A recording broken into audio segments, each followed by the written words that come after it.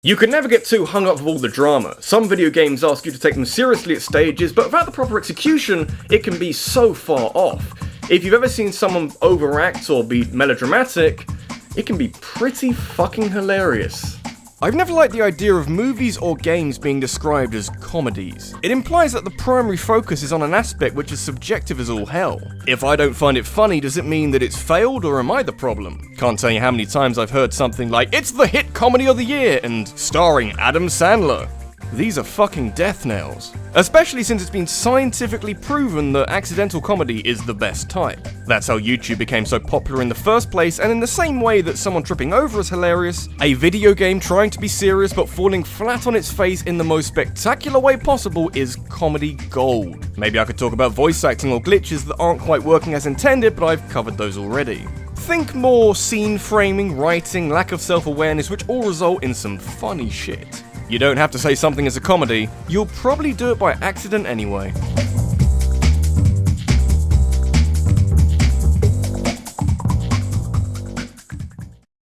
Random NPCs in large adventure games are an endless source of entertainment. Scriptwriters have a priority, and some way down the pecking order is the background dialogue that you won't pay much attention to in normal gameplay, but might listen in when you've got nothing better to do. How seamlessly this dialogue blends into the background without breaking the immersion is down to how much effort has been put into such a tiny part of the game, but even when it hasn't been done all that well, it's still pretty entertaining. The amount of work that went into Skyrim is staggering. You think to the size of the world and the depth of the content, and all of it comes together to make a very admirable product, but at the same time, Skyrim has a lot of glitches and some questionable design choices, and a lot of very strange NPCs, though that last one, that may have been deliberate.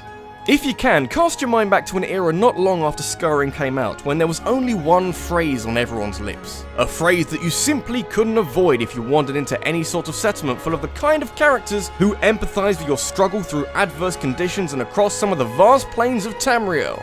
You could walk up to any random guard and hear them say that they used to do what you're doing, but being shot in the knee by an arrow is what stopped their adventures.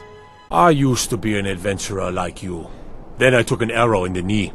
A simple enough phrase, but one that appears so often in the game, to the point where this quote spread like wildfire in late 2011, before oversaturation and lack of relevancy saw consistent knee injuries caused by stray arrows taken off the agenda.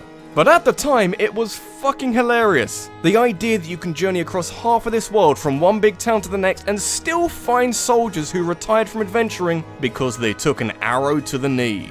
Of course, in some Scandinavian countries, this expression is used to mean that you got married, which helps to explain it, but without the knowledge, it's just a bunch of guards being injured in the exact same way. Get some knee pads, it's just a small piece of metal, it can't be that expensive.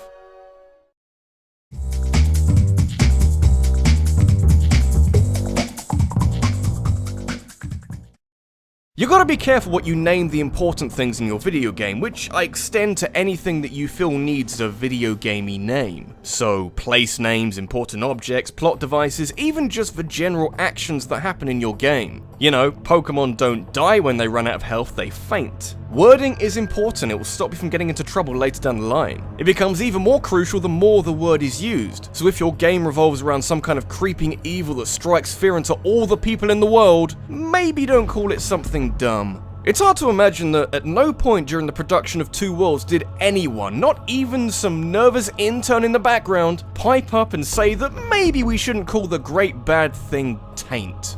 Nay, it is something strange and cold, like the taint. Hey no, it's fine, since taint is another word for pollute or infect, but it's also slang for the little area between your butthole and genitalia, and you're trying to tell me that this has infested the kingdom? Oh no!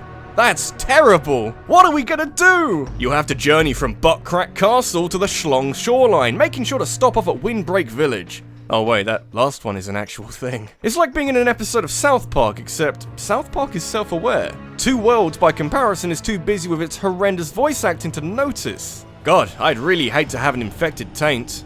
You might think that laughing at the frequent unaware usage of some slang is a bit immature, and it probably is, but taint is a word that I rarely hear nowadays, and being able to play a game where taint is the main threat is fucking outstanding. Two Worlds is getting a third game in 2019. I hope the taint spreads.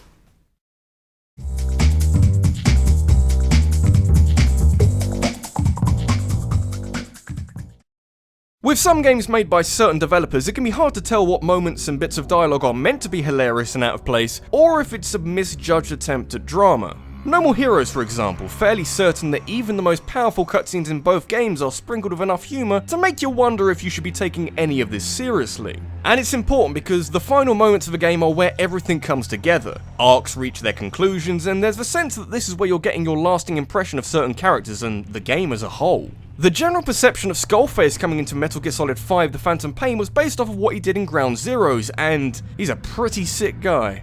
Not in a good way, in a he forced two people to rape each other and stuck a bomb in a person kind of way. You'd think someone like this is probably the last place you'd find something unintentionally hilarious, but I guess you'd be wrong. I'm not sure what happened with this game. It was setting up all these interesting plot points in the opening few acts, and in the space of one scene, virtually all of them come crashing down one after the other. Metal Gear Sahelanthropus is a scary bipedal robot weapon thing. There's this kid who looks like Psycho Mantis, there's this angry fire guy who looks like Colonel Volgin, and all of them, including Skullface, are involved in one of the most surreal cutscenes in the game.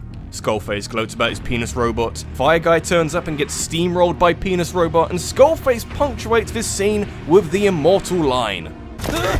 Who is doing this? Such a lust for revenge? First thing to address, real people don't talk like that. If they do, they don't deserve to be a part of civilized society. Also, you've reduced quite a threatening character to the role of headline act in some amateur dramatic society. And a game that was trying to be a somewhat serious look into the mind of Big Boss has had cheese dumped all over it. It's not healthy. Not good for Skullface's character either, even though up until this point James Horan had done a good job of making him at least sound threatening. But if you were looking for some entertainment, this is an unexpected place to find it, but I'll take it. Some people think this is the best game in the series. Oh!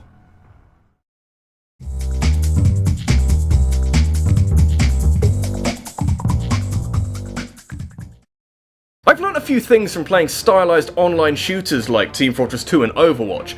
Team coordination, attempting to communicate with someone who might not speak English, all these wholesome things. But also, if you spam a voice line over and over again, it's really funny.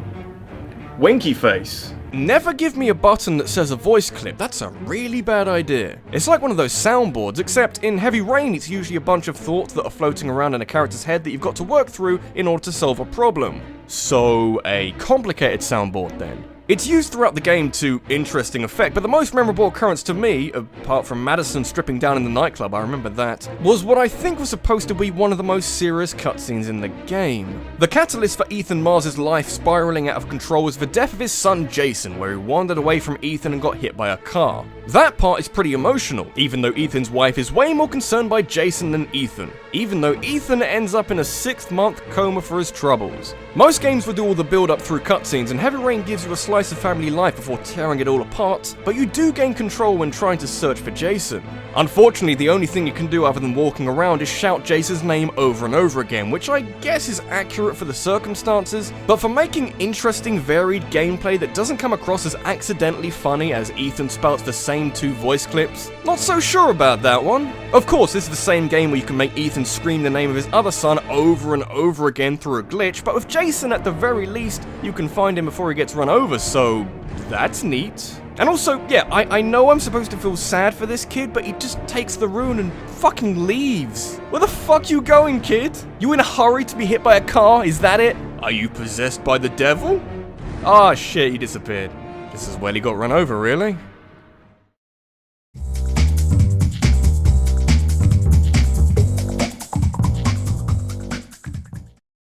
Bad voice acting only counts for a small part of finding an unintentionally hilarious moment. I won't lie, it's a beautiful thing to witness, but I think I find more value when it's used intermittently rather than all throughout the game. Games like the first Resident Evil and Chaos Wars are national treasures that should be archived for when the apocalypse happens so we can enjoy them when we're not eating soap. But when a game that isn't completely full to the brim with bad voice acting pulls out something special for the final act, it deserves recognition. Devil May Cry 1 is basically Resident Evil.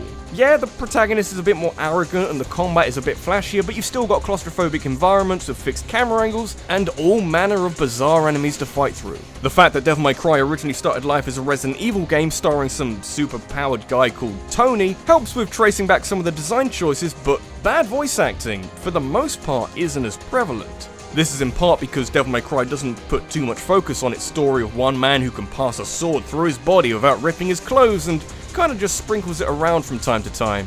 When your lady friend takes an attack from the main bad guy which kind of kills her, Dante has an emotional moment with an emotionless body. The scene framing is fine and it's building up to something big and then... I should have been the one to fill your dark soul with light!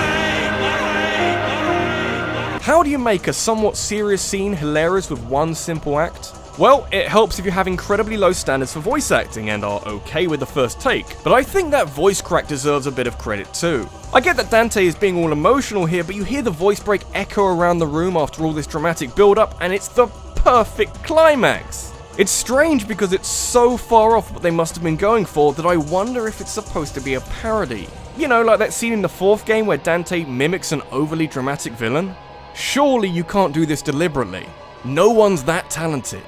This is Rabbidluigi, and whether or not this scene was deliberately written this way is up for debate, but it's good to see that Capcom are aware of how hilarious this scene is. In the definitive version of the DMC reboot, there's an achievement for collecting all the lost souls in the game. It is called Fill Your Dark Soul with Light. It is kind of nice that Capcom are able to make fun of themselves. Though DMC Devil May Cry, relying on an older game's legacy to help ship an inferior product, that's so out of character!